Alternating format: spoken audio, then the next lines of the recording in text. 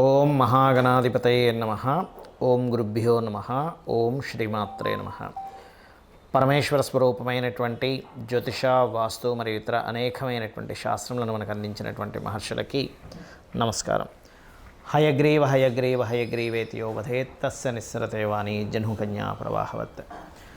అరుణాం కరుణాతరంగితాక్షీం ధృతపాశాంకుశపుష్పబాణచాపాం అనిమాదిభిరావృతాం మయూకైః అహమిత్యేవ విభావయే భవానీం. శ్రీమాత్రే నమః.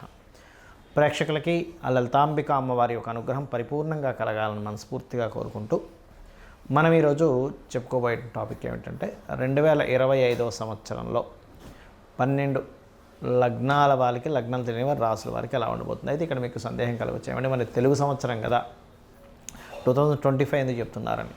నాకు చాలామంది మెసేజ్లు చేసి ఏమంటే 2025 ఎలా ఉంటుందంటే ఉగాది దాకా ఆగండి, ఉగాది మనకి లెక్క అంటే అలాగా సార్, మేము ఇయర్ ప్లానింగ్ చేసుకుంటాం కదా విదేశాల్లో ఉండేవాళ్ళం. అది 2025 ప్లానింగ్ అంటే జనవరి నుంచి డిసెంబర్ ప్లానింగ్ చేసుకుంటాము. ఆ ప్లానింగ్ పరంగా మేము ఎక్కడ ఇన్వెస్ట్మెంట్స్ ఎలా చేయాలి, ఎలాంటి జాగ్రత్తలు తీసుకోవాలనేది మాకు ఇయర్ టు ఇయర్ తీసుకుంటాము. బట్ మీరు ఇదొక్కటి మాకు కొంచెం చెప్పండి అని చెప్పి అడుగుతూ ఉంటే ఒక్కొక్కరికి చెప్పడం కుదరదు, అది వీడియోలు చేస్తానులేండి అని చెప్పి అనడం జరిగింది. కాబట్టి ఈ 2025 యాక్చువల్గా అయితే మళ్ళీ చెప్తున్నాను, గుర్తుపెట్టుకోండి, మనది కేవలం ఉగాది నుంచి ఉగాది కొత్త సంవత్సరం. అంటే ఇది ఇంగ్లీష్ రిలేటెడ్. ఇంగ్లీష్ అంటే మనకి బయట దేశాల్లో ఉన్నటువంటి సంస్కృతి ఇది, కాకపోతే మనది మాత్రం ఉగాది నుంచి ఉగాది. మళ్ళీ చెప్తున్నా, మళ్ళీ మరోలా అనుకోకండి. అయితే ఇక్కడ మనకి ఈ సంవత్సరం 2025లో ఎప్పుడెప్పుడు ఏ గ్రహాలు మారుతున్నాయి, మేజర్ ప్లానెట్స్ తీసుకోవాలి మనం. ఇక్కడ శని భగవానుడు మార్చ్ ఎండింగ్లో మీనంలోకి వెళ్ళిపోతున్నాడు. అలాగే ఈ రాహువు, కేతువు, గురువు గుర్తుపెట్టుకోండి. ఈ గురువు వృషభం నుంచి మిథున రాశిలోకి మే 15వ తేదీ మారుతున్నాడు. ఈ రాహుకేతువులు మే 30వ తేదీకి మారిపోతున్నారు. సో ఈ మేజర్గా ఈ 4 ప్లానెట్లే ఎప్పుడు కూడా సంవత్సర ఫలితాలను సూచిస్తుంటాయి. అది మనం ఉగాదికి చెప్పుకున్నా, లేకపోతే ఈ కొత్త సంవత్సరానికి చెప్పుకున్నా. కాబట్టి ఉగాది కంటే ముందే మనకి శని మారుతున్నాడు నాకు తెలిసి, ఆ కాంబినేషన్స్ బట్టి చూసుకుంటే. కాబట్టి మీరు అందరూ కూడా ఈ సంవత్సరం అసలు ఏ రకమైనటువంటి జాగ్రత్తలు తీసుకోవాలి, ఏ విషయాలు చాలా బాగుంటుంది, మరియు అమ్మవారి యొక్క అనుగ్రహాన్ని పొందాలంటే అమ్మవారిని ఏ లగ్నం లేదా ఏ రాశి వారు ఏ మంత్రంతో, అదేవిధంగా ఏ గ్రహానికి ఎటువంటి దానం ఇవ్వాలనేటువంటి విషయాలు మనం ఒక్కొక్క లగ్నరీత్యా మనం తెలుసుకుందాం. కన్యా లగ్నము, కన్యా రాశి. కన్యవారికి కనుక చూసుకున్నట్లయితే ఇక్కడ లగ్నాత్ గ్రహాలు, లగ్నంలో ఉండేటువంటి కేతు 12లోకి వెళ్తున్నాడు మే 30వ తేదీ నుంచి. లగ్నం నుంచి 6వ స్థానంలో రాహువు, దశమంలోకి గురువు వస్తున్నాడు మే 15వ తేదీ నుంచి. అదేవిధంగా సప్తమ స్థానంలోకి శని భగవానుడు మనకి మార్చి 30వ తేదీ నుంచి మారుతున్నాడు. వీటి యొక్క ఫలితాలు ఎలా ఉంటాయి 2025 సంవత్సరంలో, ఏ విషయాలు జాగ్రత్తలు తీసుకోవాలని చెప్పి చూసుకున్నట్లయితే, లగ్నంలో ఉండే కేతు ఎప్పుడైతే 12లోకి వెళ్తున్నాడో మే 30వ తేదీ నుంచి, అప్పటి వరకు ఉన్నటువంటి ఒక వైరాగ్య స్థితి, దేని మీద ఇంట్రెస్ట్ లేని స్థితి, ప్రతి దాంట్లో ఎక్కడో నేను పోయి బ్లాక్ అయిపోతున్నాను, నాకు ఒక రకంగా ఉంది, అసలు దేని మీద ఇంట్రెస్ట్ లేదనుకునేటువంటి స్థితి మారుతుంది. మరి 12లోకి వెళ్తున్నాడు కదండి కేతువు. దీని రిజల్ట్ ఏమిటి అంటే కొంచెం ఇన్వెస్ట్మెంట్స్ చేసేటప్పుడు, అందులో ముఖ్యంగా మెడికల్ రిలేటెడ్, కొంతమంది చూడండి కొన్ని సోలార్ రిలేటెడ్ వాటిలో, పవర్ రిలేటెడ్ దాంట్లో, ఆరోగ్యానికి సంబంధించిన వాటిలో ఏదైనా మీరు ఇన్వెస్ట్మెంట్ చేస్తున్నారంటే ఆ యొక్క విషయాల్లో కొంత జాగ్రత్తగా ఉండండి. మరియు దీంతోపాటు విదేశాలకు వెళ్ళాలి, విదేశీ సంబంధించిన అంశాల పట్ల కొంత స్ట్రెస్ ఉంటుంది. మరి రాహు 6లోకి వస్తున్నాడు కదా, రాహువు కన్యా లగ్నాత్ 6లోకి వస్తే చాలా మంచిది. ఎలాంటి విషయాలకు మంచిది? శత్రువుపై జయం ఉంటుంది. విదేశాలకు వెళ్ళి ఉద్యోగాలు చేద్దాం అనుకునేటువంటి వారికి ఇక్కడి నుంచే విదేశీ కంపెనీస్తో కొంత టైఅప్స్ ఏర్పడడం, దాని ద్వారా కొంతవరకు వీళ్ళకి ఉద్యోగ అభివృద్ధులు ఉంటాయి. అటువంటి యోగాన్ని ఇస్తుంది. అలాగే ఈ 5, 6 అధిపతి అయినటువంటి శని సప్తమ స్థానంలోకి వెళ్ళాడు. దీనివల్ల ఏమిటండి అంటే ఇక్కడ కొంతవరకు వివాహ సంబంధించినటువంటి విషయాలు ఇదిగో అయిపోతుంది అనుకునేది కాస్త కొంచెం స్లో అవుతూ ఉంటుంది. అందులో ఎవరైనా ఇష్టపడిన వారిని వివాహం చేసుకుందాం అనుకుంటుంటే కొంతవరకు కొన్ని ఆటంకాలు రావడం, ఇట్లాంటివి కూడా ఏర్పడతాయి. బట్ ఏదేమైనప్పటికీ కూడా ఈ సప్తమంలోకి వెళ్ళినటువంటి శని మాత్రం ఖచ్చితంగా ఉద్యోగ సంబంధించినటువంటి విషయంలో, ఎందుకంటే కర్మకారకుడు, ఉద్యోగాలకు కారకుడు, వ్యాపారాలకు కారకుడు, ఆ శని భగవానుడు ఎప్పుడైతే సప్తమంలోకి వెళ్తాడో ఉద్యోగ అభివృద్ధిని, ఉద్యోగం వచ్చేలా చేస్తాడండి. అదొక గొప్ప విషయం అక్కడ. అలాగే గురువు దశమ స్థానంలోకి ఎప్పుడైతే వస్తున్నాడో ఇక్కడ మీకే కాకుండా మీ యొక్క జీవిత భాగస్వామి కూడా ఉద్యోగ అవకాశాలు రావడం, మీరు ఏదైనా ఒక ప్రాపర్టీ 4వ అధిపతి కేంద్రంలోకి రావడం అనేటువంటిది ఒక ప్రాపర్టీ యోగాన్ని ఇస్తుంది. అంటే ఎప్పుడైనా సరే ఏదైనా ఒక ప్రాపర్టీ కొనుగోలు చేయాలనుకున్నప్పుడు ఖచ్చితంగా ఆ యొక్క ప్రాపర్టీ ఆ వ్యక్తికి వచ్చేలా జరుగుతుంది. అది ఒక్కోసారి కొన్నిసార్లు ఏదైనా స్కూల్స్ కాలేజ్ పెట్టాలనుకునేటువంటి వారికి కూడా గురువు ఎప్పుడైతే మీకు మే 15వ తేదీ నుంచి మారుతున్నాడో ఆ 15వ తేదీ నుంచి ఈ యొక్క విషయాలు చాలా బాగుంటుంది. ఇక మీరు చేయవలసిన దేవతారాధన వెంకటేశ్వర స్వామి యొక్క ఆరాధన చేయండి. మరియు అదేవిధంగా 12లో కేతు ఉన్నందుకు కాస్త సూర్య నమస్కారాలు ఎక్కువగా చేస్తూ సూర్యుల్లో గణపతిని చూస్తూ ఆ యొక్క ఆరాధన చేయండి అనే విధాలు మీకు బాగుంటుంది. చాలామందికి కొన్ని అపోహలు ఉన్నాయి. ఏమిటంటే మూలా నక్షత్రంలో పుడితే మంచిది కాదని, ఆశ్లేష నక్షత్రంలో పుడితే అత్తగారికి గండమని. ఫస్ట్ ఇవి ఎక్కడా శాస్త్రాల్లో లేవు, గుర్తుపెట్టుకోండి.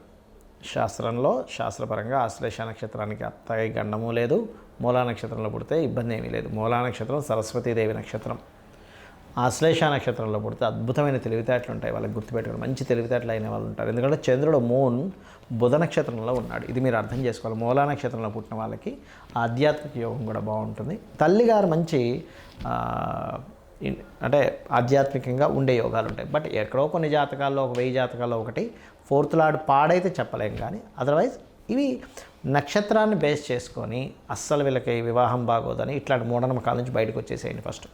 ఇక రెండవది, జ్యోతిష్శాస్త్రంలో లేనటువంటి కొన్ని విషయాలు ఎవరో జొప్పించి అనవసరంగా భయభ్రాంతులను చేస్తున్నారు. అవేమిటి అంటే ఏలినాటి శని వస్తే ఏమీ అవ్వదు, ఏ పని జరగదు అనుకుంటారు. తప్పు.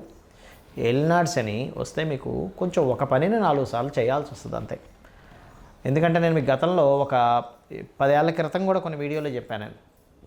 ఏమండి, సీనియర్ ఎన్టీఆర్ గారు ఏలినాటి శనిలోనే సీఎం అయ్యారు. పిఎం మోడీ గారు ఏలినాటి శనిలోనే ఆయన 10 సంవత్సరాలు ఏలాడు. ఇంకొక నడుస్తూనే ఉంది, ఇంకొక 11వ సంవత్సరం కూడా నడుస్తుంది. జగన్ గారు కూడా ఏలినాటి శనిలో అష్టమ శనిలోనే ఆయన సీఎం అయ్యాడు, మిథున రాశి అయింది. చంద్రబాబు నాయుడు కూడా సీఎం అయిందంటే అంటే అర్థం ఏంటి? ఇక్కడ ఏలినాటి శని సీఎంలు అవ్వడానికి, పిఎంలు అవ్వడానికి, ఉద్యోగాలు రావడానికి, పెళ్ళిళ్ళు అవ్వడానికి, అదేవిధంగా రకరకాలు మనం చూడండి ఇట్లాంటి వాటికి ఎక్కడా కూడా ఇబ్బందిని ఇవ్వడు ఏలినాటి శని. మరి ఏం చేస్తాడండి? శ్రమనిస్తాడు. మనం కష్టపడుతున్న అవతల వాళ్ళు గుర్తించట్లేదని ఒక బాధ ఇస్తాడు ఏలినాటి శని. అరే నేను ఇంత మంచి చేస్తున్నానే అంటే ఏమిటి? రియలైజేషన్ కావాలి మీకు. నువ్వు ఎవరో గుర్తించాలని నువ్వు పని చేయకు. నీ పన్ను నీ కర్మ నువ్వు చేసుకుంటూ వెళ్ళిపో. దానికి సంబంధించినటువంటిది ఏదైతే రిజల్ట్ ఉందో నాకు వదిలే అంటాడు శ్రీకృష్ణ పరమాత్మ. అలా ఏంటంటే మన కర్మ మనం చేసుకుంటూ వెళ్ళిపోవాలి ఏలినాటి శని టైంలో. ఇంకొక మూఢనమ్మకం ఉంది అందరికీ, కాలసర్పదోషము. అరే అక్కడ అసలు గ్రహాలన్నీ రాహుకేతులకు ఒక వైపు వస్తే కాలసర్పదోషం అని చెప్పారు శాస్త్రంలో. రెండవది, కాలసర్పదోషం కాలానికి అప్లై చేయాలి, జన్మజాతకానికి కాదు అని చెప్పారు శాస్త్రంలో. అసలు గ్రహాలన్నీ ఒకవైపు ఉండవు, 1-2 గ్రహాలు బయట కూడా ఉంటాయి, దాన్ని కాలసర్పదోషం అంటారు. ఆ కాలసర్పదోషం ఉందని రకరకాల భయభ్రాంతులు చేయడం, ఇది అసలు కరెక్ట్ కాదు, గుర్తుపెట్టుకోండి. జ్యోతిష్ శాస్త్రంలో ఇవి కాదు. ముఖ్యంగా ఇవి ఉన్నాయి, కొంత పర్సెంటే దీని ప్రభావం. ఏలినాటి శని వస్తే కొంత శ్రమ ఉండడం, మనిషికి బద్ధకం రావడం, ఇవి ఉంటాయి. బద్ధకించకుండా నిద్రపోకుండా మనం పని చేయాలి. కాలసర్పదోషం ఉంటే నేను ఇప్పటికీ చాలాసార్లు చెప్పాను, 140 మంది ప్రెసిడెంట్ల జాతకాలు చూశాను. 140 మంది ప్రెసిడెంట్లకి కాలసర్పదోషం ఉండి వాళ్ళ దేశాలను వెళ్ళారు అని చెప్పారు. సో ఫస్ట్ మీరు మైండ్లో నుంచి దాన్ని తీసేసేయండి దయచేసి. ఇది కాదు అసలు మీ లగ్నం ఎంత స్ట్రెంత్గా ఉంది, లగ్నం ఎందుకు మీకు ఇది అవ్వలేకపోతుంది, మీ లగ్నాధిపతి ఎవరు, దాన్ని స్ట్రెంత్ చేసుకోండి. ఆ గ్రహం దగ్గర దీపారాధన చేయండి. మీ ధనాధిపతి ఎవరు, లేదా అమ్మవారి యొక్క నామం చేసుకోవడం. ఓం సంపత్కరీ సమారూఢ సింధుర వ్రజ సేవితాయ నమః నామం భక్తి శ్రద్ధలతో చేయండి. ఎందుకు ఇవ్వదు అమ్మవారు? ఖచ్చితంగా మీరు నామం చేస్తున్నారంటే ఒక్కొక్క అక్షరము పలికేటప్పుడు మీ ముందునే ఉంటుంది, గుర్తుపెట్టుకోండి. మీ కళ్ళ ముందే ఉంటుంది అమ్మవారు, అర్థమైందా? అలాగే సిబ్లింగ్స్తో ఏదైనా గొడవలు వస్తాయి, 3వ అధిపతి ఎక్కడో పాడయ్యాడు, కుజుడు ఎక్కడో పాడయ్యి ఉంటాడు. అంతేగాని సిబ్లింగ్స్తో గొడవైనా ఏలినాటి శని. ఒక గృహం కట్టుకోలేకపోతున్నట్టే 4వ అధిపతి ఎక్కడ ఉన్నాడు, ఎలా ఉన్నాడని చూడాలి. అంతేగాని ఇక్కడ ఎలా ఉంటుందంటే ఒక వ్యక్తికి మోకాలకి దెబ్బ తగిలింది అనుకోండి, జ్వరం వచ్చిన మోకాలు దెబ్బ తగిలింది కాబట్టి జ్వరం వచ్చిందండి, థైరాయిడ్ వచ్చిన మోకాలకి దెబ్బ తగిలింది కాబట్టి థైరాయిడ్ వచ్చిందండి, కళ్ళు మసకబారుతున్నాయంటే మోకాలకి దెబ్బ తగిలింది కాబట్టి మసకబారుతున్నట్టుగా ఉంటుంది పరిస్థితి. కాబట్టి అది కాదు, శాస్త్రం అది కాదు, గుర్తుపెట్టుకోండి. మీ అధిపతి మీ లగ్నం నుంచి ఎన్నో అధిపతి ఎలా ఉన్నాడు దాన్ని బట్టి మీకు ఇబ్బంది అనేటువంటిది మీ పూర్వజన్మ కర్మ వల్ల వస్తుంది. ఆ కర్మను తొలగించుకోవాలి. ఇంకొక మూఢనమ్మకం, అన్నిటికన్నా పెద్ద మూఢనమ్మకం ఉంటుంది, గుర్తుపెట్టుకోండి. మీరు చేసినటువంటి కర్మలు అంటే మీరు నేను అందరం గుర్తుపెట్టుకోండి, మనందరం చేసినటువంటి కర్మల ద్వారా మనం అనుభవిస్తుంటాం ఈ జన్మనెత్తి. ప్రతి జీవి కూడా దీన్ని తీసుకెళ్ళి దేవుడి కంట కడతాం. ఎట్లాగా? దేవుడు లేడు, దేవుడు ఉంటే నాకు ఇన్ని కష్టాలు వస్తాయా?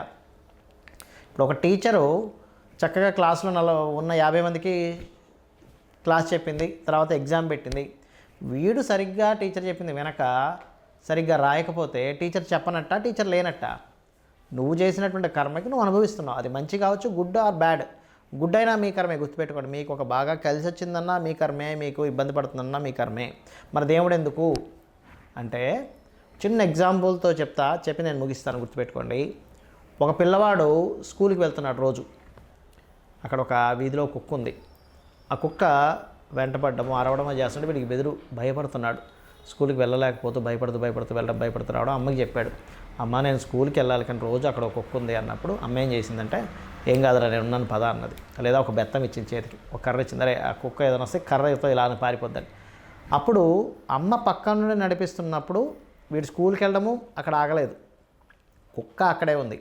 కానీ పక్కన ఎప్పుడైతే అమ్ముందో ఏం జరిగింది? మీకు ధైర్యం ఉంది. అంటే మీరు ఎప్పుడైనా అమ్మవారి ఆరాధన, భగవత్ నామస్మరణ రెగ్యులర్గా చేస్తూ ఇంట్లో సూర్యోదయానికి ముందే దీపారాధన చేయడము, అదేవిధంగా రెగ్యులర్గా ఆలయాలకు వెళ్ళడం చేసినప్పుడు ఏమవుద్దంటే మీ కర్మలు ఎలా ఉన్నా మీరు ధైర్యంగా దాన్ని ఎదుర్కోగలుగుతారు. కాబట్టి ఎన్ని పనులున్నా ఏమైనా ఒకటే గుర్తుపెట్టుకోండి, అమ్మవారిని ఆరాధన చేయాలి, రోజు లలిత సహస్రనామాలు చదువుకోవాలి. లేకపోతే మీ ఎవరైనా సరే అంతా ఒకటే గుర్తుపెట్టుకోండి. శివుడు వేరు, నారాయణుడు వేరు, అమ్మవారు వేరు, ఇవన్నీ పిచ్చి మాటలు అన్నమాట. అంతా ఒకే బ్రహ్మం, ఒకే ఈశ్వరుడు ఇన్ని రూపాలుగా ఉన్నాడు అనేటువంటిది అర్థం చేసుకుంటూ మీ అందరూ కూడా ఈ 2025వ సంవత్సరం అమ్మవారి అనుగ్రహంతో బాగుండాలని మనస్ఫూర్తి కోరుకుంటూ శ్రీమాత్రే నమః.